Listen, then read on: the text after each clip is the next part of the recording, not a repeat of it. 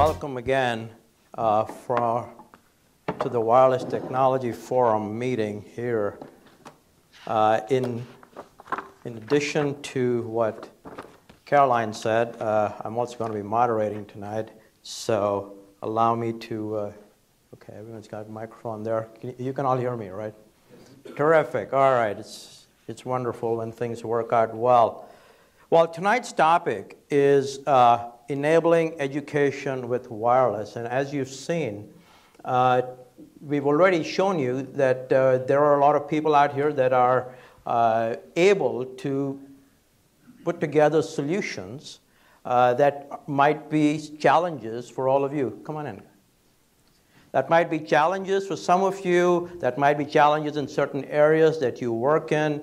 And the panel we've put forward today is the best practitioners that we could find, right, in this area as we look at the school system. So we decided we were going to bring experts from schools, advanced education, also folks that are responsible for managing what happens in the infrastructure, and people who are actually using it in the school system. And as I introduce our panelists, you'll see the wealth of knowledge that's going to be sitting up here, and I would request all of you to be thinking through, because at the end of this, I am going to ask you all to have some questions for them after I'm done with a few questions here, so that it can be interactive. Okay, first, I'd like to bring up Kenny Wilder. He is the Director of Infrastructure Management at the Fulton County Schools here in Georgia. He's been with the Fulton County school system for over 25 years. And when he started in '92, I'll tell you a little story about that. There was no internet access, no internet email, no district website, no such thing as Wi-Fi in schools. In other words, what Kenny, when he joined, tablets were not made of glass and electronics chips. They were carved out of rock. Right? Sorry, Kenny. Kenny's been part of every initiative to bring technology into the classroom. He manages a wide network. He's got over 100,000 wired and wireless connected devices, more than 10,000 access points that he delivers and provides support to iOS, Chromebooks, and Windows wireless devices. Kenny, welcome.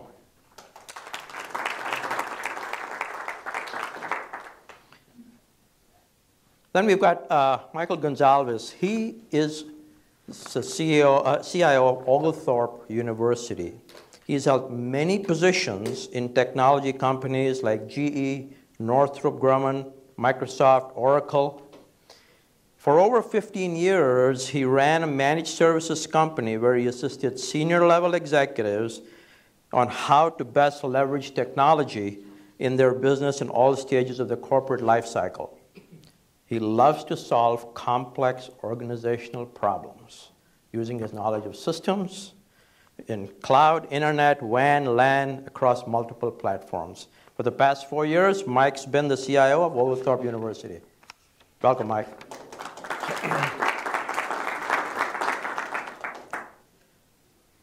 Gordon Rodgers is the co-founder and president of Eduvate. He's a 25-year veteran of startups in the field of education technology and online learning. He took a startup company to IPO with the merger with Paul Allen's company. He's spent over 15 years working with startups in the EdTech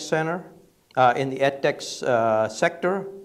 He co-founded the Meetup group. Those of you that are aware of Teachers and Techies, or if you haven't, now you're aware of the Meetup group, Teachers and Techies. And you probably, I think he said he's got about 700 members to that. And how often do you all meet? Quarterly. Every quarter? Okay, so it's a good exchange there. He mentors here at Georgia Tech's ATDC Incubator. He serves on a number of advisory boards of companies and is also a guest lecturer at Georgia State, Georgia Tech, Emory, and so on. Welcome, Gordon. And Gordon just, he had to break a leg to get here. And finally, we have Bryan Jones, who is the principal of Moulton High School here in Georgia, in northern Fulton County. He's held many different positions in the Atlanta metro area for the past 5 years. Prior to this, he lived at Virginia Beach. He has a master's in education from the University of Virginia and a PhD from Virginia Tech. So, as you can see, we've got on our panel people that have the infrastructure, knowledge, hands-on, people who've run it both in the school system, in the university.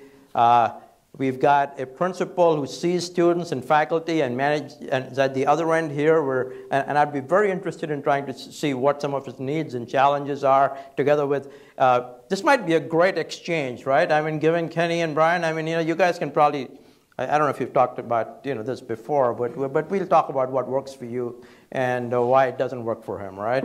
So we'll get into that, and that's why we've got Mike in the middle of two of you, so make sure that stays well. Anyway, welcome, welcome everybody.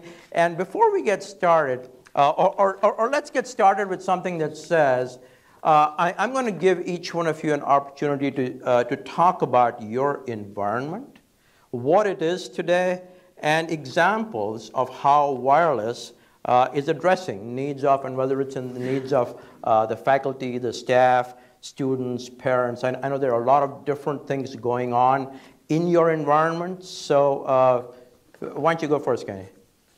All right.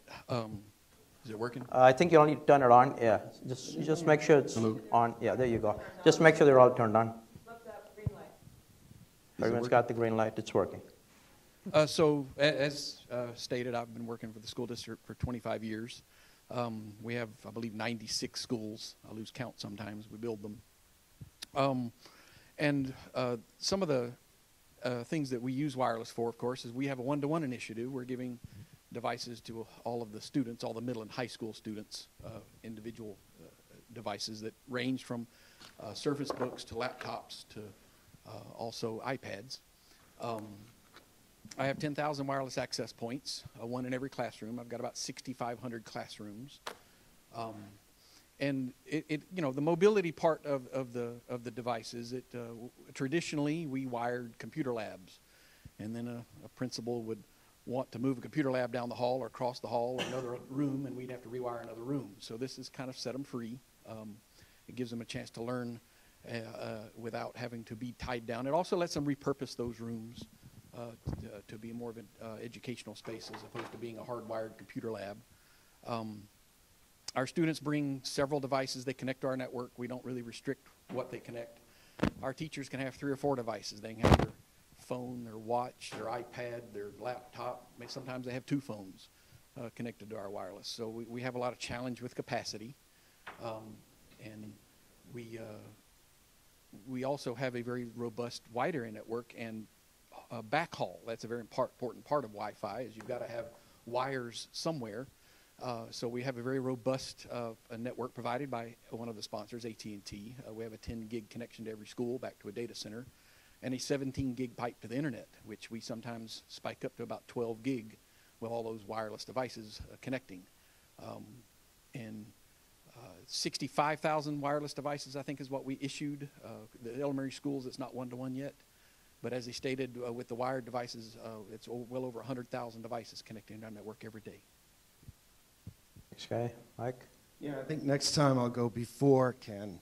How do you follow those numbers? But what we found is that students today coming from the K through 12 world expect wireless. They expect to be able to connect in the classroom, in the residence halls, where they actually spend most of their time, right, versus the classroom. We also find that the average student in 2013, EDUCAUSE did a study, basically said they brought 2.5 wireless devices onto campus with them. Today we build out to a 5 device per student. And actually, I've talked to students who actually bring more. I've heard 13. And you start, okay, you ask them, tell me what it is, what do you have? And it's Xbox One, it's PS2, it's this wireless printer, and I've got, you know, my iPad, and I've got my, so they come with all these different devices, and today we see huge growth in the number of connections that are being made, not just the number of students and the number of devices, but with the amount of processes that each device is throwing off. We've seen situations where newer devices like iPhones and the Androids, the newer ones, if they're not getting a minimal amount of throughput, they turn around and go, well, server's not available. Well, server's available, but if they were to let that small amount of bandwidth come onto the phone, you wouldn't get a great experience. So it's, we're really being pushed by what students are using today to increase our overall infrastructure all the way around. And we've, let's see, 300% increase on our bandwidth. It's not 17 gigs, but we're also hitting the top. And, you know, we go through all the same issues, I think, that the K through 12 do, but it's a little bit different in that we run a hotel on the backside of the campus 9 months out of the year. So you have students living there and expecting Netflix to run on Saturday night. And I think one of the biggest complaints I had gotten was during the World Series. So it's 1 o'clock in the morning, right? The Cubs are down. There's one more, you're right. And what do you think everybody does? Social media, boom, everybody jumps on at the same time. And we've served 90% of those people. The 10% that weren't, yeah. But you have to kind of think ahead towards those giant spikes you're going to see in live TV or live events like that. But it's a really interesting environment, okay. And it is not slowing down, not in the least. Yeah, so leveraging technology, wireless technology at a school that's high performing. We just started it last year, so students around this time last year got Microsoft Surface devices. Every student was issued one. They had to go through the proper training as far as digital citizenship, and then parents had to sign off on, you know, carrying and using the device as well. But once we did that distribution, it was really, you know, our prep up to there had been really just kind of getting the teachers ready for it, because the kids gravitate to that very easily. So it's really just understanding how the teacher is going to leverage that tool in the classroom to drive learning. How are they using data from that?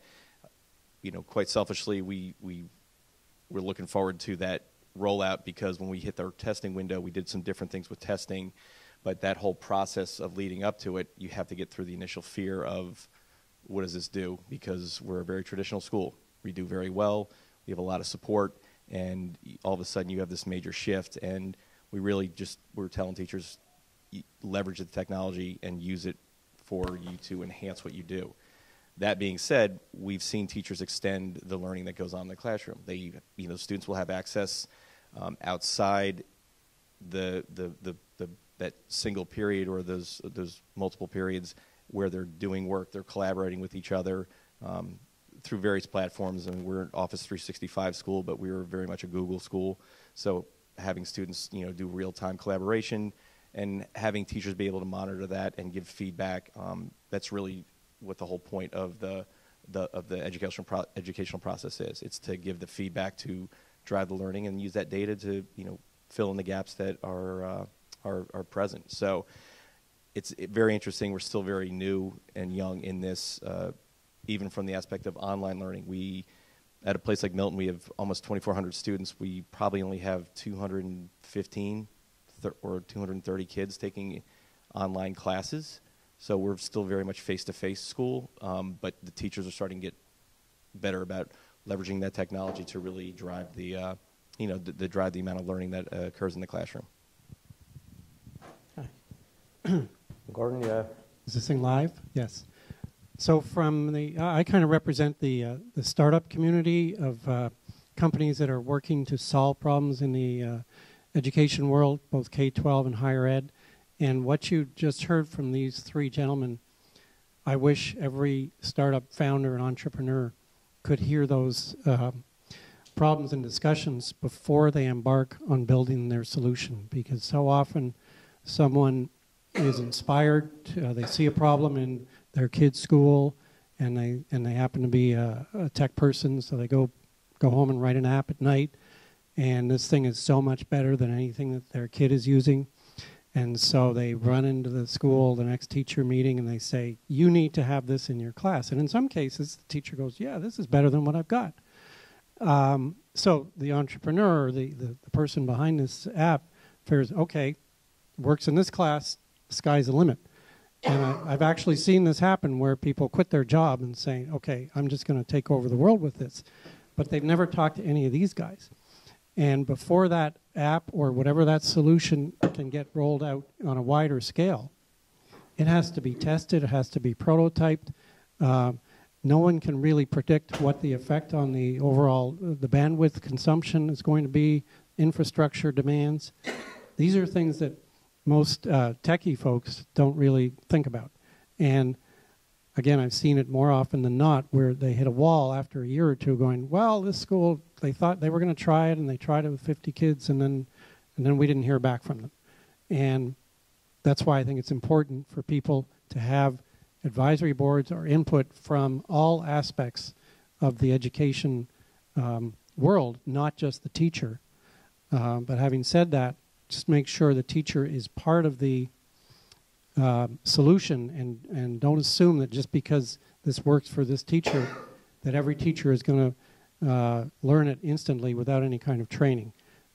Again, these guys will probably back me up on this. They've seen examples where a district passes out, whether it's iPads or some technology at the beginning of the year, and says to the teachers, okay, you know, now you've got your technology, we expect to see a 10% increase in performance by spring, go at it, and they don't spend $1 or 1 hour on the training of the teachers, and then at the end of the year they can't figure out why half of them are broken and the kids aren't using them. So that's another lesson that the startups can learn. Terrific, yeah. And I'm going to do a follow-up on that, and think about that from a standpoint of one of the things you mentioned, which is, one, examples of where you've seen this happen and it hasn't worked. And on the other side, the positive side, what are some of the efficiencies that you think has been brought to bear in the school system because of wireless? And how has that increased not only the efficiency, but also the effectiveness of the training? And understanding that you probably serve a number of different audiences. You've got students, and then you've got faculty, and you know, there are the parents, and as you said, you know, there's the dorm part there.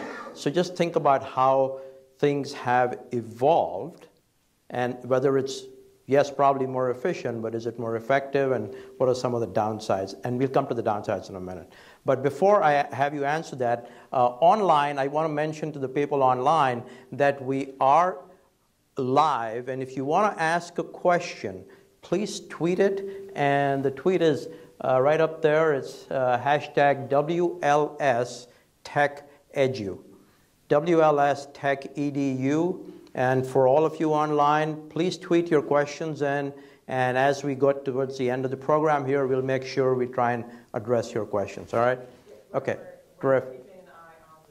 Thank you. All right, so as we were saying, how has wireless allowed schools to change their mode of education? How has it become more efficient? And has it really become more effective? I guess I'll start again first. Well, I mean, if you want to let Mike go first since he wanted to, it's Well, I don't want to steal any thunder from one of our high school principals, because he'll probably have a lot more to say about it than I, but Fulton County, we did a lot of training. It was a lot of education to the teachers. Just as stated a few moments ago, just putting them in the hands and expecting better results isn't going to work really well.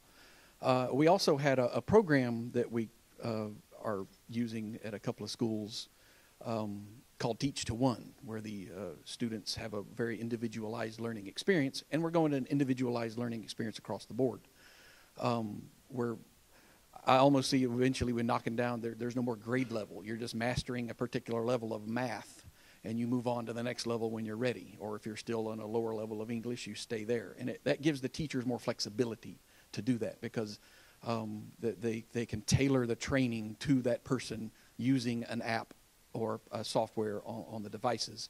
It also allows for a little more feedback on the Teach to One. They do a little quick assessments at the end of some of the classes. It's just 1 or 2, 3 questions that the child answers, and it helps determine what their lesson plan is for the next day. So it's immediate feedback to the teacher, and it's more individualized learning for the students. And I don't know. And go ahead. And as you cover that, one of the things that I was asking is, yes, it's become efficient, but are the results showing that it's how much more effective it is? And maybe, Brian, you can cover that. Brian would probably be better at that than me. All right, so I'll be very honest about that concept of that, that individualized thing that's going to happen in the classroom, because that's really how you try to approach it with the teachers. Fulton has the 7 pillars as far as the, just-in-time direct instruction, real-time feedback, kind of going at your own pace, or, choice and voice. That's a big shift for teachers, all right? So the reality for a place like Moulton is most classrooms have between 28 and 35 students, all right? And you try to individualize everyone's instruction, and you try to personalize that experience, and you really try to make it where the kids can go at their own pace, and you're getting that data back to say, you know what, I got a group here that they need some one-on-one attention, and this group over here. That's a huge shift for a teacher, because they've never had to do that. And then you factor in the other pieces of the space itself. So you have 35 desks shoved in there, you have a teacher's desk, you have a couple filing cabinets, you got some bookshelves. That flexible mobile classroom it's not there anymore. You're still squeezing in between and trying to, and then you have the teachers that aren't very strong at with their classroom management and can monitor that. So that idea is it's an awesome thing. That reality starts to hit very hard of, okay, how do I manage all this? Like, how do I make sure that the kid is doing what they need to do over here while I'm trying to work with this student, because I need to make sure at the end of the day that all my students are mastering the content and passing the tests, especially with things like AP, honors, even some of the college level classes we teach. So those ideas are great, and I'm a huge advocate of it. But when you're hit with that reality, you start getting teachers who feel overwhelmed, and how am I going to do this? How am I going to manage it? And so you're trying to leverage this tool to make that experience very individual and personalized for the kid. But at the end of the day, the adult has to be the one in there monitoring it and trying to make sure the students are getting the content. And look, initially when we had these devices out, because even before we put a device in a kid's hand, we started telling teachers, just look at your instructional process strategies you use, because a lot of stuff you can do without a device. You could still have, some single workstations here. You can have some small group stuff here. You can have some definitely individualized pieces over here without a device. The device gives you access to content and the ability to get some data back, but it requires a teacher who's really good at their craft, and some people are really good at it. Some people need coaching constantly. But when you add the factor of that tool and just that hesitation and just kind of the unknown, it's not as embraced to the level that you would want, and it doesn't shift automatically. So I can't sit here right now and say, oh, we're seeing huge impact from technology, because we're just not measuring that. We're just trying to get to a place where we get some consistent use of platforms, because we have some teachers that use Google Classroom. We have some teachers that use the Microsoft 365 version of that. We have teachers that use Moodle, Schoology. We have a lot of variety. Part of it is because the district is still trying to navigate a student information system that maybe incorporates an LMS, and you're able to kind of keep data central and get real-time feedback. But again, that reality is, what is it going to look like, and how do we get there? And I don't want to commit to one thing and then all of a sudden we shift and you get more frustration, because look, at the end of the day, we're still measured by test scores. We're still measured by graduation rate. We're still measured by all those metrics that, for as much as we want to talk about being innovative and giving kids real life experiences, I have a kid that says, I want to go to UGA or I want to go to Georgia Tech. I need to take 9 APs. I need to have 3.85 GPA. I need to be involved in the National Honor Society, and I have to do all that. And so there's that fear, and so we're still navigating it. Like I said, we're young in the process. My biggest fear as a principal is you integrate technology and all of a sudden your scores drop, because that learning curve is still very new. When the reality is the kids are really flexible and capable, the adults are pretty rigid, and how do we kind of get everyone on the same page? So it's a journey. Like, I'm always interested to hear things, like just having a long conversation before this forum, just talking about an IEP process and giving a parent an opportunity to be informed going in. That's going to be huge. That's going to help with a lot of things, because you start having conversations about, okay, is my child going to be given a device? If they are, do they get the same device as everyone else? Are they better? I mean, we have CBI, so that's career-based instruction. Those are severely disabled students. They're better with iPads because many of them are nonverbal and they need to touch something and be able to speak with that device. So, we think about that, but we don't. So again, we factor in all these things. It becomes a very interesting place to be, because you want to see kids succeed. You want to see the adults not be so stressed, and you want to see parents trust that they're using it the right way and being responsible with it. Perfect, thanks. Mike, in your environment, how is that different from what we've heard in the K through 12 environment here in the university? Yeah. In most university environments, it's a BYOD, right? So you bring your own device. There are labs, and we do have certain sections and certain areas where they might supply a device for people. But in most cases, it's BYOD. In the classroom, we see wireless, the need for wireless, because a lot of students today want to do e-texts. So a couple of years ago, the mailroom was overrun with boxes from Amazon, because they'd buy their textbooks from Amazon instead of going to the bookstore. Now they're actually having them delivered real time in the classroom. And someone said to me, well, why can't they just download it ahead of time? Because they're using Chromebooks, right? A lot of them like the idea of a super light, but they've got to have a wireless connection or it's not going to work. To go back to the point of the whole infrastructure, we also have the same situation. There's an app for that. So everybody has an app that they like. You have the Mac people and the Windows people. And ultimately, you have to put in an infrastructure that can carry all these things. The restrictions we have are a lot less, I think, from an overall perspective with our students than maybe what you guys are doing in the K through 12 space. But it was interesting on the startup you had mentioned. I've seen this happen many times. So there's many points of entry for most salespeople on campus. I was on the sales side of the software business for a long time, and I know what that's all about. It's about getting it in and getting the sale and moving it forward. But I have seen situations where people said, hey, this is great, we're doing a demo, but it's not working. We're not getting the videos not coming through. And a little bit of legwork, and found out that they were actually trying to pull it from an Amazon, I think it was an Amazon server in Ireland. And there's no way. YouTube works because there's YouTube centralized servers everywhere, right? And Hulu and all these other, Netflix.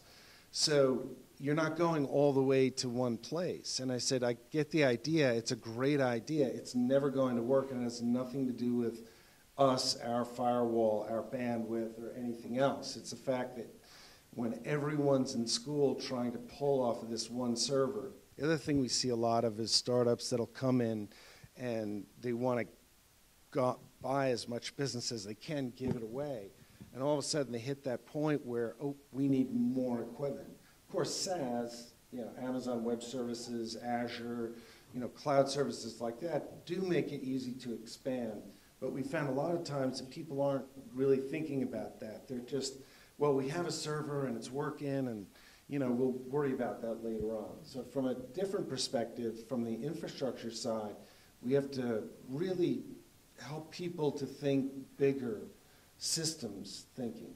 So, okay, if you want to change your LMS from Moodle to whatever, there's 4 or 5 big ones out there, but if you want to change it, why are you changing it? I mean, it's a Ford and a Chevy. They're both cars. You put gas in them.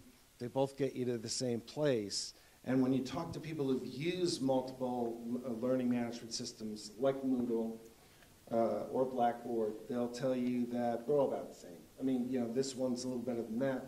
I mean, Macintosh, Windows, they both do the same thing. It's email, it's surfing. You can have your preference, you're allowed. But when you get into these big student information systems and LMSs, how do they integrate?